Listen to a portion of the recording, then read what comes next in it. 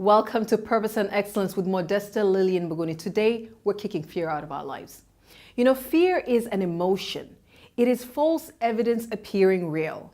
It is you fearing, you being scared that there is something or someone that will come cause pain or threaten you or hurt you in some way.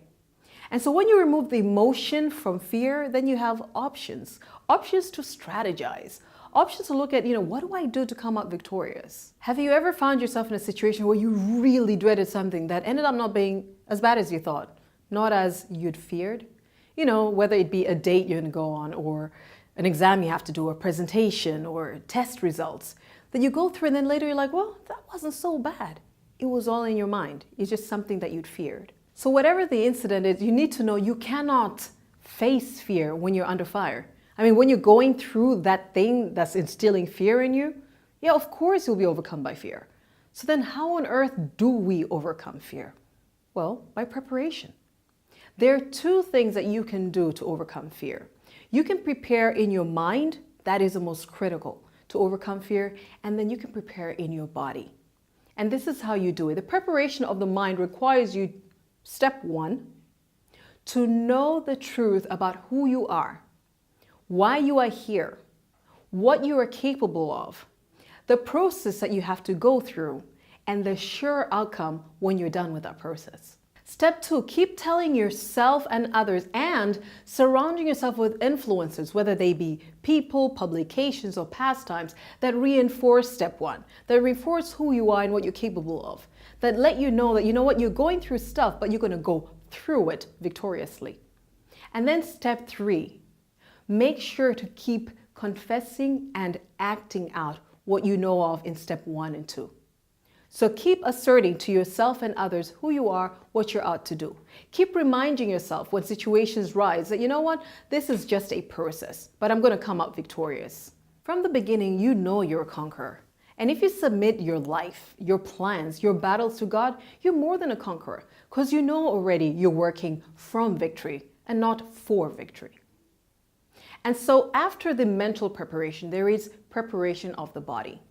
You know who you are. You keep saying it. You keep surrounding yourself. You keep asserting yourself. But you also need to prepare. You need to prepare for when you find that you're challenged, or you have to prove yourself, or you have to overcome something. You need to prepare, for instance, let's say you are faced with a job interview. Somebody says, in half an hour, send me your CV. But you don't have a CV. Of course you'll be fearful. Of course you'll send something substandard. And of course you'll lose out on that opportunity. You can also look at when somebody says, okay, so we're going to interview now, and you haven't prepared with the interviewing skills. What do you expect? Yes, you will stammer and stutter. Yes, you will produce less than satisfactory standards. Yeah, you'll probably lose out on the job. Things like this. Oh, yet another one.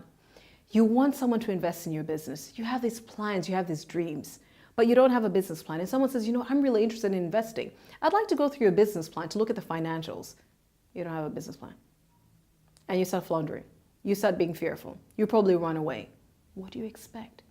And so it is really, really key to prepare, because you're a man or woman of purpose. You know that situations will come where I have to interact with others. Situations will come where I'll be challenged. Situations will come where I'll face something new. And so you should prepare beforehand for these things. Something else you need to prepare for is the fact that you're going through a process, and that your strengths will be refined under fire. And so when you mentally prepare that challenges will come, when they do come, you don't fret. You factor them in. It's like a wave. You just get to the peak of that wave and you ride it down. But when you're not prepared for challenges, when in business you're not prepared for the fact that sometimes, there are ups and downs, well, when downs come, they really take you down. And then step 2. People who don't run away from fear, but fight it, but face it, but conquer it, are people who embrace opportunities where they get to practice. Practice your skills. Practice your profession. Practice your craft. The more opportunities you get to even practice that thing you fear, the easier it becomes to you. And so after a while, when you've done it and you've done it well, this creates a mindset of success. Every opportunity that comes up, no matter the challenge, you're thinking, I've got this. I've done it before. I can do it again. The same principles I used to overcome that one, are the same principles I'll use to overcome this time around. And so don't shy away. Things get better with practice. Your fear diminishes the more confidence you gain in your competence in your area of focus. And step 3, know that God's ways are not your ways. God's thoughts are not your thoughts. God is the Alpha and Omega.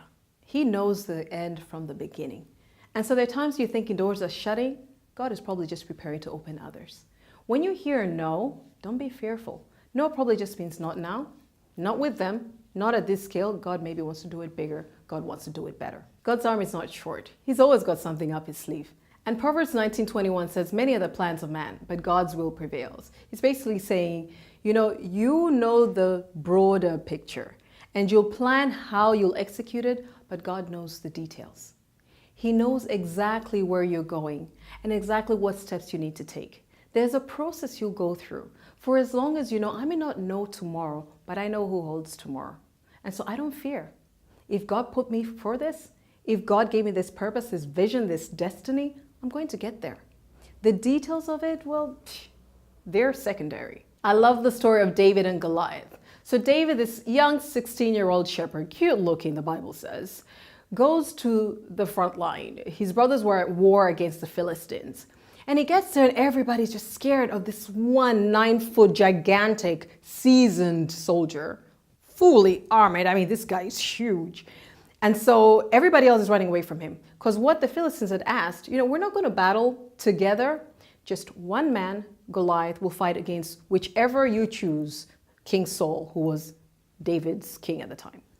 And so everybody's quaking in their boots. And David's like, I'll go after him. And the king's like, you're a little kid. You're 16 years old. What are you talking about? He says, listen, king, when I was out in the wilderness, a bear would come and try to snatch the sheep from me. And I killed the bear and I snatched that sheep back.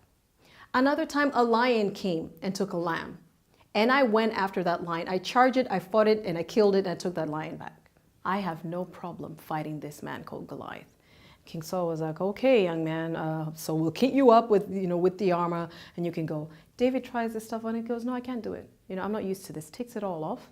And he just goes with his little bag of stones and sling. And he faces Goliath. Now listen to this epic exchange. Goliath says, what, a little kid? What am I, a dog? You're bringing me this little child to fight? I'll rip you up. And he starts threatening him. And then David responds to him. And listen to this. David replied to the Philistine, you come to me with sword, spear, and javelin, but I come to you in the name of the Lord of heaven's armies, the God of the armies of Israel, whom you have defied. Today the Lord will conquer you, and I'll kill you and cut off your head. And then I'll give the dead bodies of your men to the birds and wild animals. And the whole world will know that there is a God in Israel. And everyone assembled here will know that the Lord rescues his people, but not with sword and spear. This is the Lord's battle, and he'll give you to us. As Goliath moved closer to attack, David quickly ran out to meet him. Reaching into his shepherd's bag and taking out a stone, he hurled it with a sling and hit the Philistine in the forehead. The stone sank in, and Goliath stumbled and fell face down on the ground. So David triumphed over the Philistine with only a sling and a stone, for he had no sword. Then David ran over and pulled Goliath's sword from his sheath. David used it to kill him and cut off his head. David killed Goliath with ease because he was born for it. He was prepared for it. And you know what? This is the same with you. For as long as you know God called me and God is with me, I can do these things. With God with you, you're already the majority. So you square your shoulders. You look straight on.